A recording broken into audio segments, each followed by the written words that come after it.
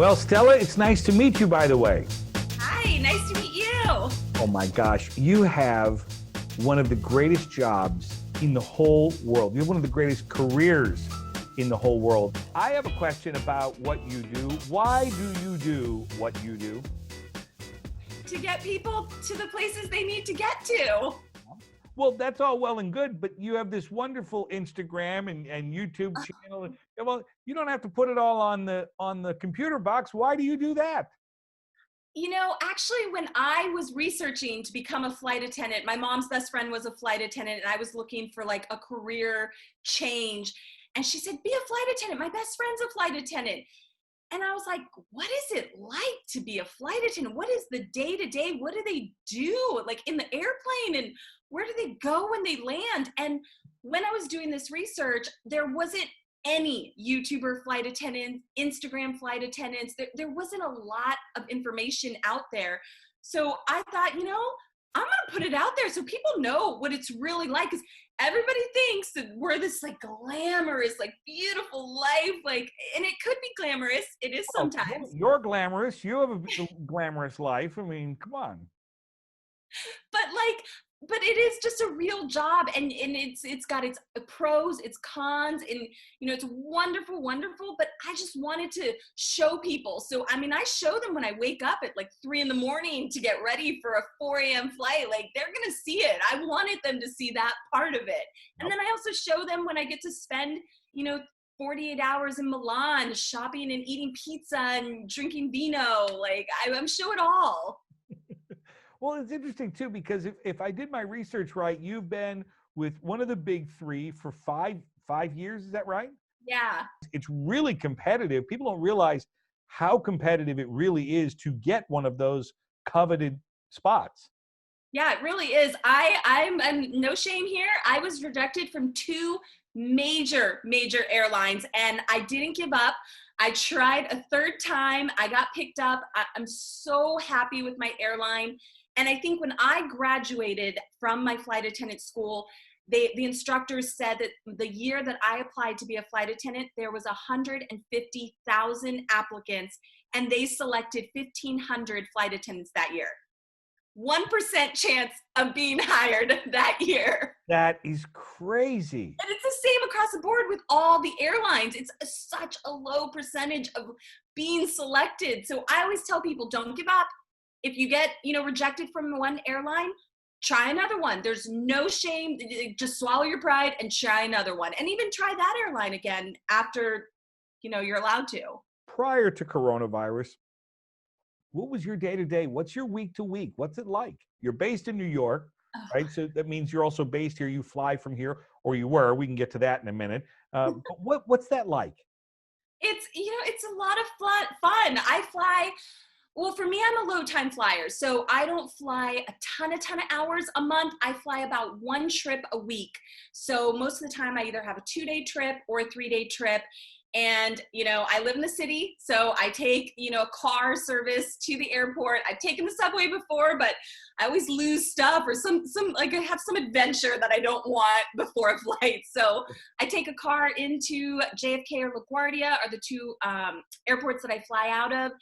And the hardest part of my job is getting to the airport. Once you're at the airport and you sign in, you're good. You're like, okay, I'm the airline's, the airline is in charge of me now. I just go where I'm told. I get shuttled here and there. But and like on my YouTube channel, I show like those flights that I get to go to London and just, have afternoon tea. But then I also show those flights where I'm in like Kansas City and it's snowing. And I'm like, dang it, I forgot my jacket. And like now I can't leave the hotel. I've got to order like room service. There's a lot of in between, but for the most part, so many people wouldn't be applying for it if it wasn't the most amazing job. It really is. It still does have some glamour, but it's a little bit of work. But it's still, it's just, I wouldn't want to do anything else. It is literally, I can't even believe I was so lucky enough for my mom to tell me like, yeah, go apply, honey. My best friend's a flight attendant, go do it. And I was like, okay. Moms are the best. What's the flight attendant community? And I certainly wouldn't ask you to speak on behalf of the entire community because it's a very large, worldwide community, but at least in this country, what's your leadership telling you? And what are they saying that they're looking at the future? I mean, I know there are a lot of furloughed flight attendants and flight crews out there right now because, of course, demand has dropped by what, 90% in this country alone, which is essentially means we've abandoned the airlines while we are told we have to stay at home, but also we're concerned to fly. What's your leadership telling you? What's the temperature of the community? I mean, I'm not sure. Like, I just know, like, yeah, just like general knowledge that, not a lot of people are flying. I even, most of my trips have been canceled. Well, all of my trips this month were canceled.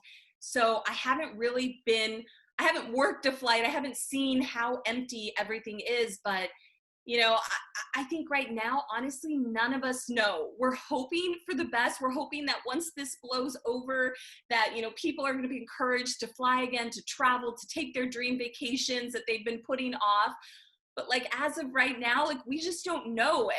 Like, I was on one of my recent vlogs, I was telling people, like, I wake up every day and I check the news and I'm just like hoping for like good news. Like, hey, we found this happened. Like, we can go outside. But honestly, right now, like, we just don't know. This is so uncharted territory, I think, for everybody. And that leads me to my last question today. Do you think that people are going to get on longer trips or shorter trips when we come out of this crisis that we're in? What do you think? I really hope that people go on these long haul trips. I mean, I really hope that we just, maybe this is like, oh, they're that trip that I've been putting off, my bucket list that I've been wanting to do forever. Like, I'm going to actually do it after all of this. So, I mean, I just recently went to Egypt. It was surreal. It was the most amazing experience I ever had in my life. Cruising down the Nile, actually seeing the pyramids in front of me was just like, it's amazing. I think travel is one of the most like the best gift that you can give to yourself. And I really hope that after this, like, everybody can just book those flights, fly, don't be afraid, and really just go do those things that you've been putting off, or like, oh, I'll get to it. No, go do it whenever you can. I mean, as soon as we're allowed to. Well, I couldn't have said it better myself, Stella. I'm loving this. And my concern, of course, for your own personal well-being, I'd like to know how many peanut butter M&Ms you've had, even though you haven't been on flights. You said you only have those on flight. Mike, I wonder if you've had a couple, because it kind of makes us feel a little more comfy. I wonder if you have. No, I only buy peanut butter M&Ms on my long haul flights. It is okay, and this is the thing. After I eat my little meal that they give me, I will put on a movie, and then it was just my absolute favorite thing. They're always there in the seat back pocket. I just grab for them, and I eat my peanut butter M&Ms with my movie.